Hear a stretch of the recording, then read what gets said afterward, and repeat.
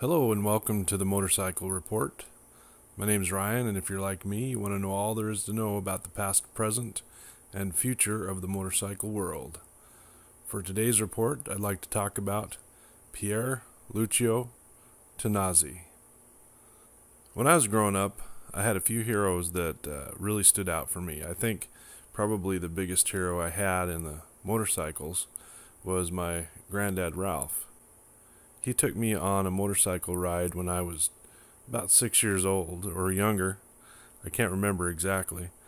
And what I remember most is sitting between him and the gas tank on a mid-70s, would have been maybe the first or second year Goldwing. And I remember what the gas tank looks like. I even remember the tachometer and the speedometer and how it had little arrows pointing to each of them between the handlebars.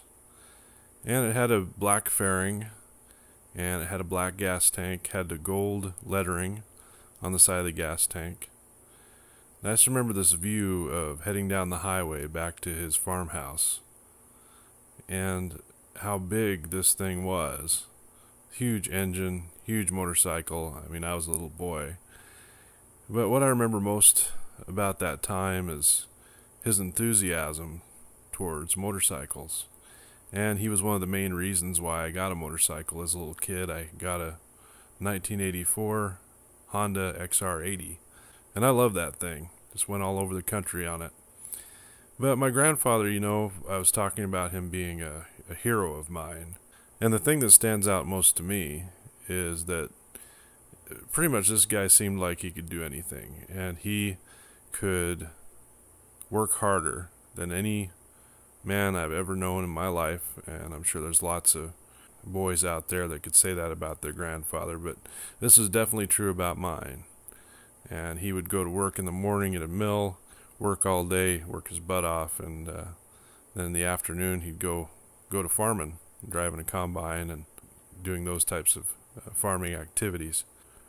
With him, I could just take one look at him and know that anything's possible.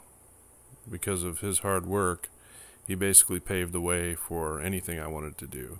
I looked at him and I said, okay, life, I can handle you. And it was great that at that time that he was such an influence for me when it comes to motorcycles, because there's no greater personal expression than the type of motorcycle you ride, why you ride it, and the joy that you get from riding it.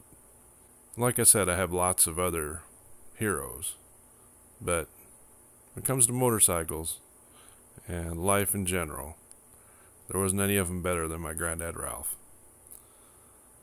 Well, that brings us to today's story. Some of my reports have stories I've researched and written about, and here's one of them. There are different types of heroes in the world. Some of my motorcycle heroes are guys like Bob Hanna, the Rickies, both Johnson and Carmichael, and Joey Dunlop. But then there are the heroes who are defined by the strictest sense of the word. That is, someone who saves a life or lives while jeopardizing their own safety.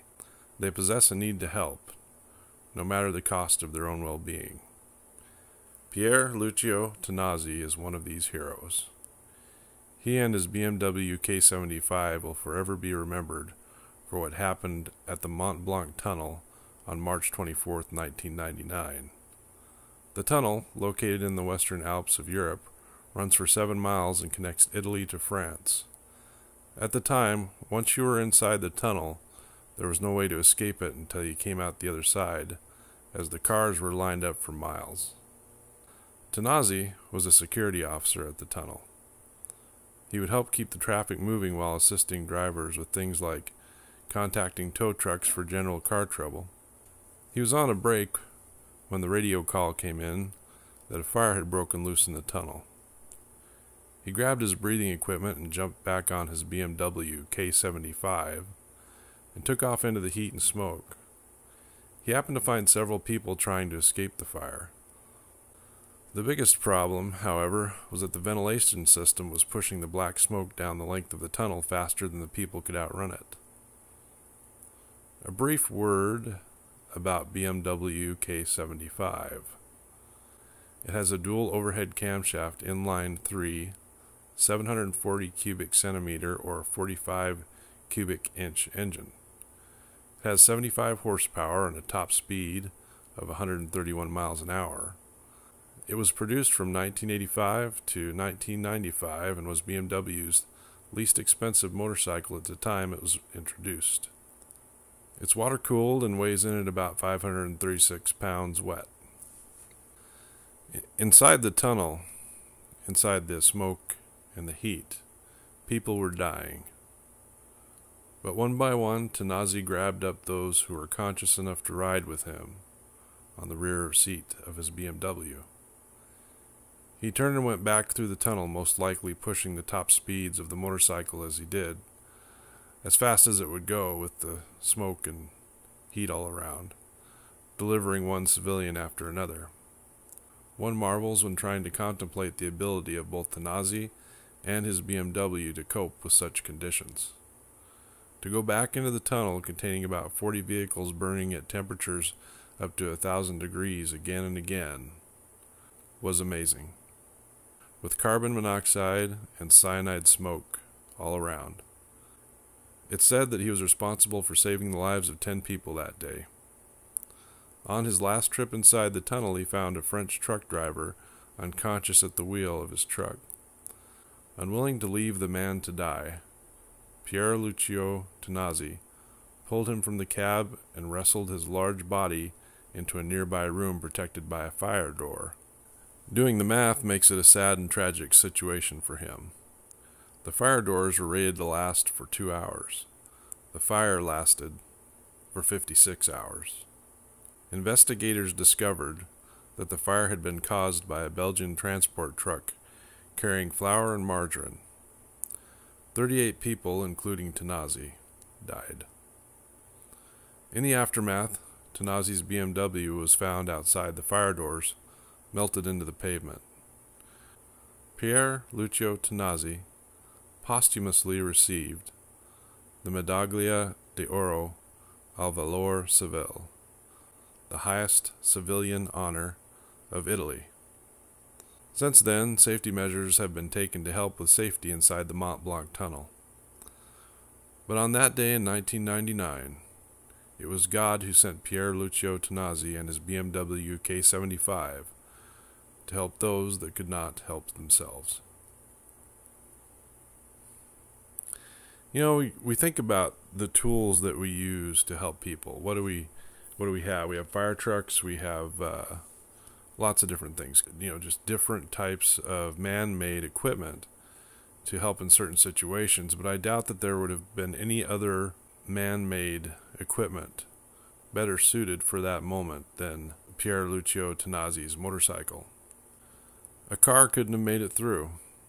A horse couldn't have made it through. I mean, come on.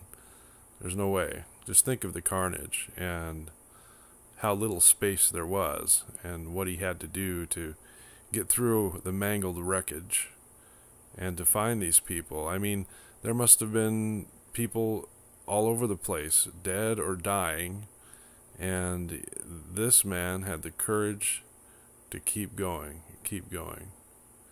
You know, and maybe that's something to be said about a really good security officer is they're protectors and they're gonna help people.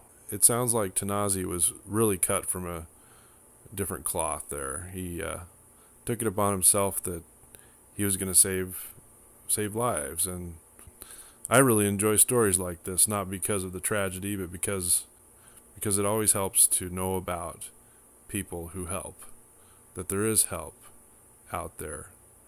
We don't always get it, but sometimes we do. Sometimes we do. If you personally know a motorcycle hero or someone else who's committed a great act of heroism and it has something to do with motorcycles, then let me know. Send me an email to the email address below, and if you could, include a photograph, and I'll share your story with our listeners. Well, that ends this report. If you enjoyed this video and like to watch more, go ahead and click the subscribe button. Thank you, and I'll talk to you soon.